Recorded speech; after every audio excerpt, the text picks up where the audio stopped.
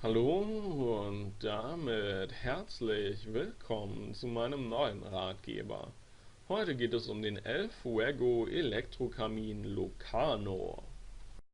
Wenn du noch nicht genau weißt, ob dieser Kamin für dich die richtige Wahl ist oder nicht, dann möchte ich dir mit diesem Ratgeber sehr gerne noch ein paar Tipps mit auf den Weg geben, um dir deine Kaufentscheidung bestenfalls noch zu vereinfachen. Außerdem werde ich dir auch das Amazon-Angebot zum Kamin unten in der Videobeschreibung verlinken, damit du überhaupt weißt, wovon ich hier spreche. Ja, so langsam beginnt die düstere und kalte Jahreszeit wieder. Jetzt gibt es doch nichts Schöneres, als sich in seiner wohligen und gemütlichen Wohnung aufzuhalten. Mit einem Kamin lässt sich das romantische Ambiente noch besser verstärken. Deswegen ist es grundsätzlich schon mal eine gute Idee, sich solch ein schönes und durchaus auch praktisches Deko-Element zu erwerben. Bei diesem Kamin hier hat mir vor allem das Preis-Leistungs-Verhältnis sehr gut gefallen.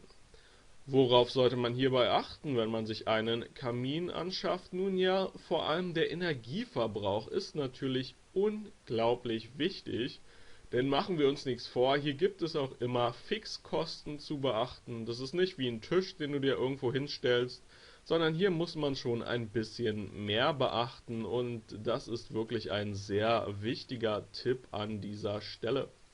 Deswegen sollte unter anderem darauf geachtet werden, dass der Grundpreis vom Kamin nicht zu hoch ist, und ich bin der Ansicht, dass das hier definitiv fair ist, aber gar keine Frage. Im Grunde genommen muss jeder Freund der wohligen Wohnatmosphäre das Preis-Leistungs-Verhältnis für sich selber beurteilen. Ich finde das hier gut, aber das ist natürlich deiner Meinung offen.